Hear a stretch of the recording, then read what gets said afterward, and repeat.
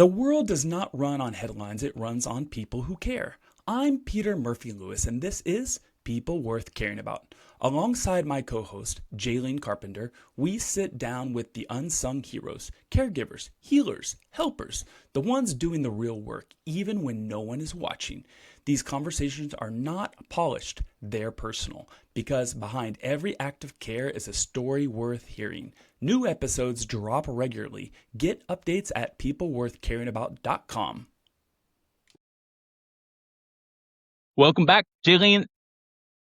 Why are the most interesting people on camera often the ones who don't want to be on camera? I don't know. And when you pitched these topics to me, slightly not much long before this, it made me think of you and I, because you and I are two people that are like, yeah, camera, we're here. I'm ready. I'm excited. And we're probably not the most interesting people, right? Mm-hmm.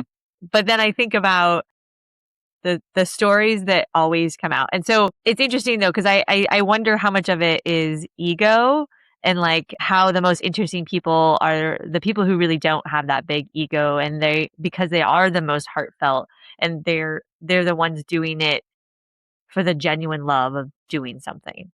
Does that make sense? I think that's it. I think ego is often the reason that somebody who in theory is good on camera doesn't resonate well when somebody watches it, right? Like you and I could record somebody, and if they feel you and I are in the room and we feel connected, they're doing fine, even if they have an ego. You and I know how to get over that ego. But once somebody who doesn't know them sees them on the screen, that's a different relationship from being in there. Not everybody translates over to television or to screen. And I would say ego is probably the first thing that somebody on the other side picks up on and can't get over. The second element that comes to mind is probably relatability. That person who's a little bit shy or stumbles over some words or kind of like, either looks down or is fidgety. Most of us have that. So the highly polished person who volunteers to be on camera has kind of worked through those quirks, and that the more shy person who should be telling their story hasn't had time to polish them, right? They clean bathrooms and sling hoagies and push wheelchairs and greet people and work holidays.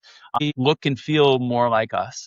Yeah. It's interesting that you say that, because that was the whole concept of People Worth Caring About, was human, not Hollywood. And so many of us in roles like mine, I mean, we go to training sessions saying, like, here's how to address the media. Here's how you need to be present, like all of those things. And so we are somehow inherently unrelatable. Mm. How would you give advice to some of your peers, leaders, members to recognize storytellers that are hiding inside of their organizations that would never raise their hand to be on camera or share their testimonial? What advice, or how to seek that person? Like how to find that person? Because I think they all know who that person is, Peter. Like you literally said that to me, and I thought, well, that was Judy in housekeeping. Like Judy in housekeeping would sing while she was cleaning the dining room, and she had a connection with every single resident in my facility. And but she would have never gone on camera. Like she would. And so I think we all know who those people are. It's getting them comfortable, and maybe it's showing some people worth caring about of like, this, you are the most important person that we have here. And your story really is what matters. And I think what really is difficult for people is we constantly say, share your story. They don't know what that means.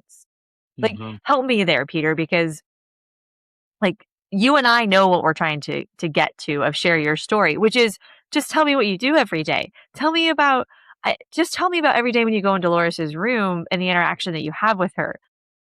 But they think telling your story is like, I had to have had this grand thing happen to me, and I have to have overcome some mammoth challenge. And it's like, how do we frame that better? Mm-hmm. Well, I guess before answering that, you mentioned, Judy wouldn't be on camera, but part of my question was, the peer or the member that I would asking you, how would you give them advice, is how do you talk that person to share in their story, right? Like there's a coaxing, there's a empowerment that has to be done, like what we did when we went to DC. So do you have any advice on how you would do that? And then I'll answer the question about how to help the person tell their story. I think the number one thing is that you have to first approach with a level of trust. Like you have to make sure and have a relationship with that individual. It can't be a marketing person from corporate office coming in and talking to that person. It needs to be somebody that you already have a relationship with.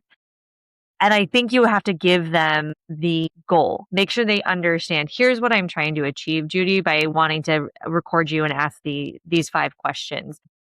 And it needs to be a genuine altruistic goal. I can't, there's a lot of times that I don't ever want a staff person to feel like they're being used to benefit the organization, but not maybe benefit the mission of why that person's there. Does that make sense?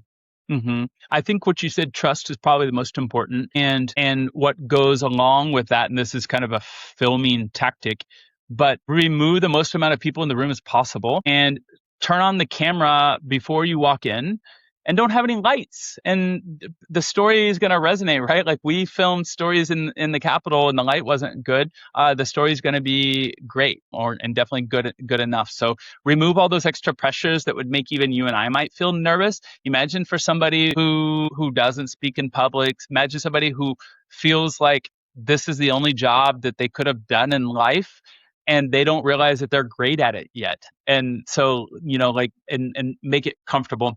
How do you do that though? How do you, because we actually talked about having this idea at convention of having a room that has a camera in it and 5 questions. So people can just go and record and tell their story of why they're important. But how do you make that feel comfortable? Like this even feels different on the computer because we Zoom so much and we have video calls all the time.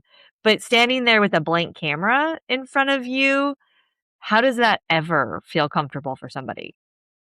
Start off by allowing them to be in the room with somebody else that they trust, and that dynamic, that kind of giddiness of being nervous and laughing and like, no, you first, that's fine. An editor can edit that out, and that's going to make them feel more comfortable. So let 2 or 3 people come in, tone down all the amount of production in it. Another example that I've always wanted to do, and maybe you and I can do this in 2027, is I have this dream of doing a kind of this beautiful studio. It could be at a hotel, it can be at a convention or whatever, and a CEO or an executive or administrator, someone who is in management, comes in, and they come into the setting and record a video about an important direct caregiver who's influenced them, and they get to talk about them. They get to describe that person without saying their name at the beginning. So imagine, and this is, these are things that will work, and you're going to have the caregiver in the room without the executive knowing it.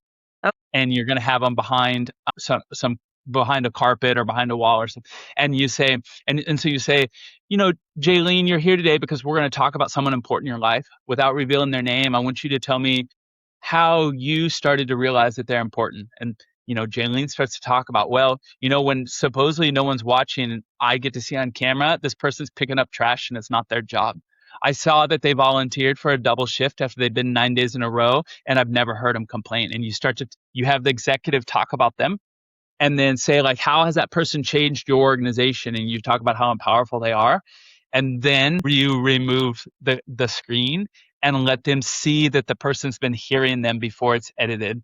And you have a camera already on it, and the person can be there with their family member, with their husband, with their partner, and you already have a camera ready, and say, how does that make you feel? And you're going to get a genuine you're going to get great reaction. And I would love to do a version of it's people worth caring about, but without having to do all the production, and it's empowering from top down as well. Yeah. I could see that working at, like, a lot of organizations do, like, sort of an annual leadership conference or like a corporate sort of conference that they have. I love that. Oh, wait, now you're supposed to answer. Did you answer the question I asked earlier? Which is, how do you help them find their story? I didn't. So, like, how do we use that term? Like, how do we frame it differently. Because I mean, am I wrong, Peter? Am I wrong when saying, we tell direct care staff, like, share your story, and we know what that means. We mean just what do you do every day, and I don't know that they know what that means. Hmm. I agree with you, and I even think a lot of leaders are even bad at it.